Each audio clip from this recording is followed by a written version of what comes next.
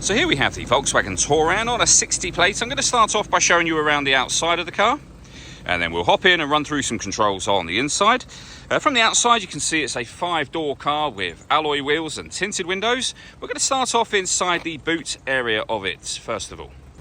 As we approach the back of the car, you can see we have reversing sensors, 7 seats, so you can see the boot space you have at the rear, and all 7 seats in place.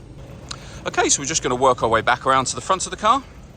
And then, as I mentioned, we'll hop in and run through just a few of the controls on the inside of it from there. Just briefly before we climb in, I think it's well worth seeing the interior from this exterior point of view. There's plenty to run through on the dashboard, so let's hop in and we'll do that now.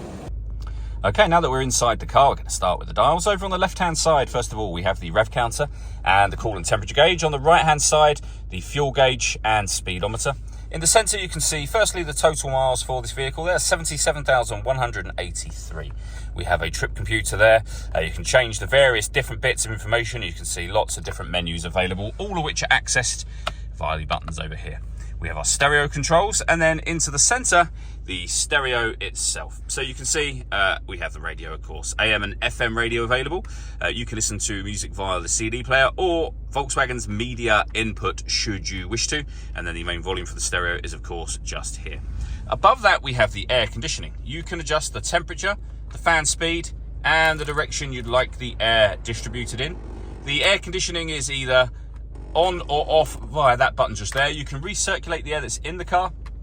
That's a great way of heating it up or cooling it down quickly, depending on the temperature you've set over here, of course. Underneath the stereo, we have a 12-volt charging socket. We have parking sensors, autonomous parking, and we've also got traction control you can turn on and off from down here as well. And then finally, the gear lever for the 6-speed manual gearbox. All that leaves me to say is thank you for taking the time to watch this video. If you'd like to come and see the car for yourself and have a test drive, please feel free to give us a call here at Glenbourne's. We'd love to hear from you soon.